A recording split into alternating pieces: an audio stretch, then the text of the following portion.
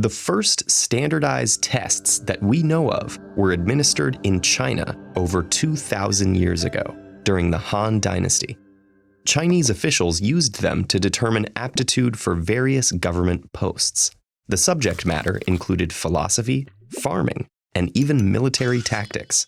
Standardized tests continued to be used around the world for the next 2 millennia, and today they're used for everything from evaluating stair climbs for firefighters in France to language examinations for diplomats in Canada to students in schools. Some standardized tests measure scores only in relation to the results of other test takers. Others measure performances on how well test takers meet predetermined criteria. So, the stair climb for the firefighter could be measured by comparing the time of the climb to that of all other firefighters. This might be expressed in what many call a bell curve. Or it could be evaluated with reference to set criteria, such as carrying a certain amount of weight, a certain distance, up a certain number of stairs. Similarly, the diplomat might be measured against other test-taking diplomats, or against a set of fixed criteria which demonstrate different levels of language proficiency. And all of these results can be expressed using something called a percentile.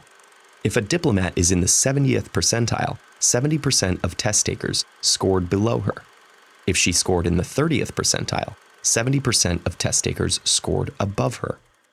Although standardized tests are sometimes controversial, they're simply a tool. As a thought experiment, think of a standardized test as a ruler. A ruler's usefulness depends on 2 things. First, the job we ask it to do. Our ruler can't measure the temperature outside or how loud someone's singing. Second, the ruler's usefulness depends on its design. Say you need to measure the circumference of an orange. Our ruler measures length, which is the right quantity, but it hasn't been designed with the flexibility required for the task at hand. So, if standardized tests are given the wrong job or aren't designed properly, they may end up measuring the wrong things. In the case of schools, students with test anxiety may have trouble performing their best on a standardized test, not because they don't know the answers, but because they're feeling too nervous to share what they've learned. Students with reading challenges may struggle with the wording of a math problem, so their test results may better reflect their literacy rather than numeracy skills. And students who are confused by examples on tests that contain unfamiliar cultural references may do poorly, telling us more about the test taker's cultural familiarity than their academic learning. In these cases, the tests may need to be designed differently.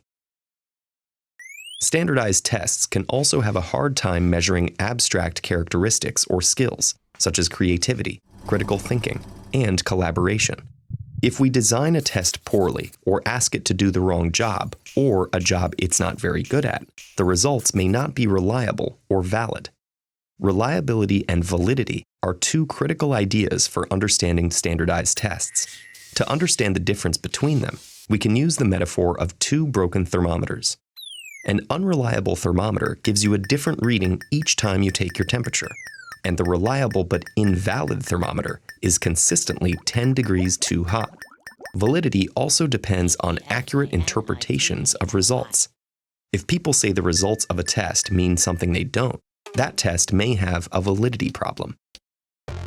Just as we wouldn't expect a ruler to tell us how much an elephant weighs or what it had for breakfast, we can't expect standardized tests alone to reliably tell us how smart someone is, how diplomats will handle a tough situation, or how brave a firefighter might turn out to be. So, standardized tests may help us learn a little about a lot of people in a short time, but they usually can't tell us a lot about a single person.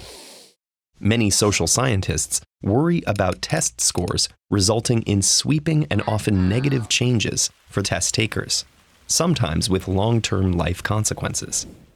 We can't blame the tests, though. It's up to us to use the right tests for the right jobs and to interpret results appropriately.